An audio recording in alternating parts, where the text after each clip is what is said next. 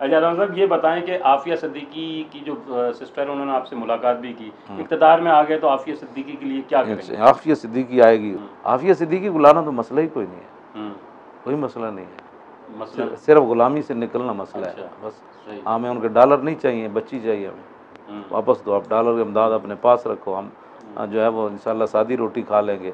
या याशियों की वजह से, वरना आफिया सिद्दीकी को वापस लाना कौन सा मसला है? रहमत डेविस जा सकता है 2 बंदों को कत्ल करने के बाद, तो वो क्या जोसेफ, हाँ वो जोसेफ जा सकता है, तो आफिया सिद्दीकी ने तो कुछ भी नहीं किया, ये तो सारा ड्रामा है उसके खिलाफ। तो ये ड्रामे इंशाल्लाह बंद हो जाएंगे। यानी कि ये वादा है आपका कि इक़्तिदार में आके इसको चाहे टाइम कितना भी लगे लेकिन वापस लाएंगे, वापस लाएंगे इंशाल्लाह। आफिया सिद्दीकी वापस आएगी और दुनिया देखेगी कि तारीक लब्बैक या रसूल अल्लाह ने जो वादा किया था, हमें जो भी कीमत इसकी चुकानी पड़ी हम चुकाएंगे, बच्ची को वापस लाएंगे।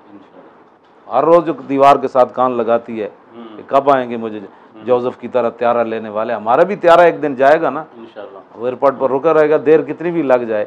तो जोसेफ कातिल को लेने के लिए है, वो तो हमारी मजलूमा बच्ची है, उसके लिए भी एक दिन त्यारा जाएगा, लेकिन वो त्यारा लब्बैक का जाएगा।